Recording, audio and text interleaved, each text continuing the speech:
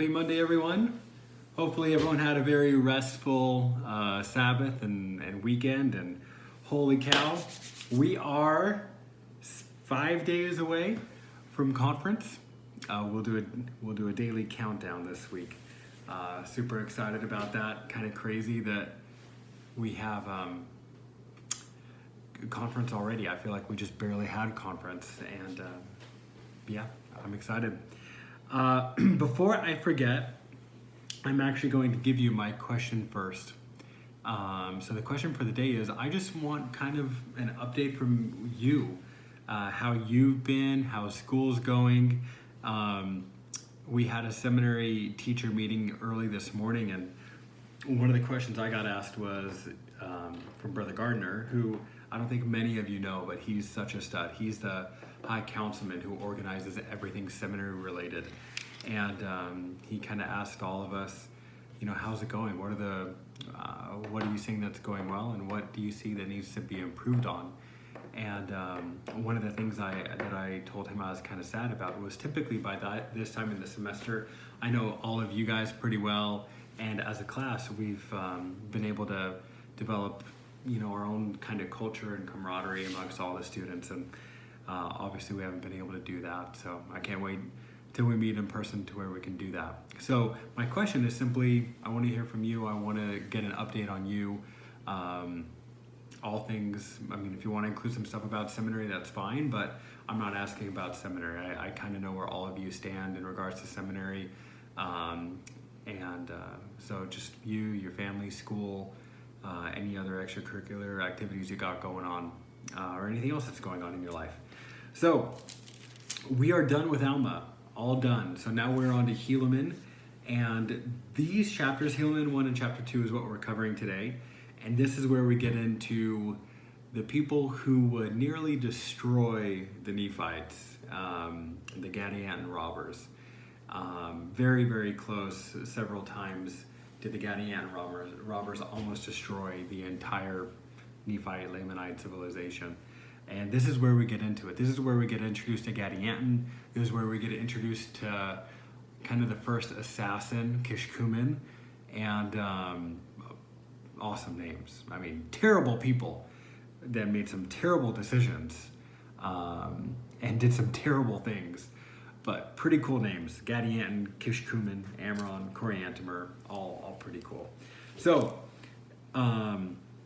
long story short, I'm trying to think how best to kind of set the stage. And you'll see this as you read Helaman chapter 1 and then chapter 2. But Judge dies. So now we are in this Chief Judge Pahoran, who we talked about the other week, where he was just a phenomenal human being in the sense that Captain Moroni wrote him that really strong worded email.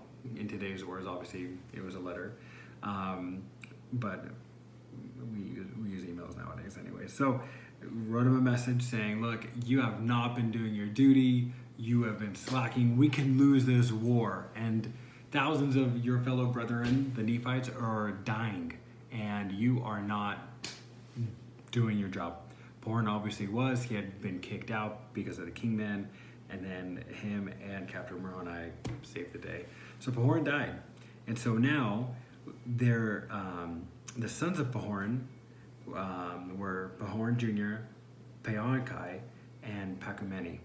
And so there was a division among the people. Who should we elect? Long story short, there was a lot of discussion. Ultimately, 1-1. Some people weren't happy about it, and so they made a pact that they would kill the winner. And so, forward on to chapter 2, we go and we see that Helaman was appointed to fill the judgment seat by the voice of the people. So, even a little under 2,000, or a little more than 2,000 years ago, because this is 50 BC. So this is 50 years before Christ comes, where we are in Come Follow Me right now. And so Helaman is the judge, and he has servants, obviously, who protect him. Obviously, one just died, so now we have another one, and so we better protect him. And so one of his servants, who was his protector, he was also a spy.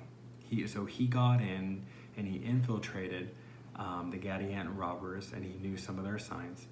And so Kishkumen, the assassin, came and was going to kill Helaman. And the servant found out because he gave Kishkumen one of the signs. And so he was like, okay, cool, yeah, I'm in with you guys. And so he's like, yeah, let me take you to Helaman so you can kill him. And on his way, this servant,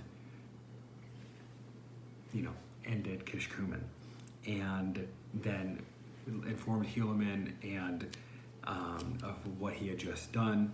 And they went to go catch the Gadianton robbers, but they fled because Kishkumen hadn't come back. So that's just a very high level, terrible retelling of Helaman 1 in chapter 2, or at least parts of it. But I'm telling you, this is where it gets really good. This is where it gets really exciting. And a lot of things that when I was maybe your age, I hadn't read the Book of Mormon all the way through until just another year later.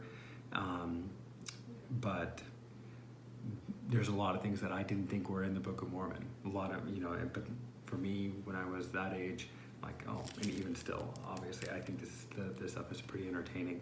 Not only is there obviously a spiritual factor to it, but you get to see how these people were living over 2,000 years ago on the same continent, and a little bit of details on how so much of what we think is just new to our day has already happened lots of times before, and this is just one instance of that. But I know that this book is true, and I love it, and we're getting into some really cool stuff. Anyways, I will see you tomorrow.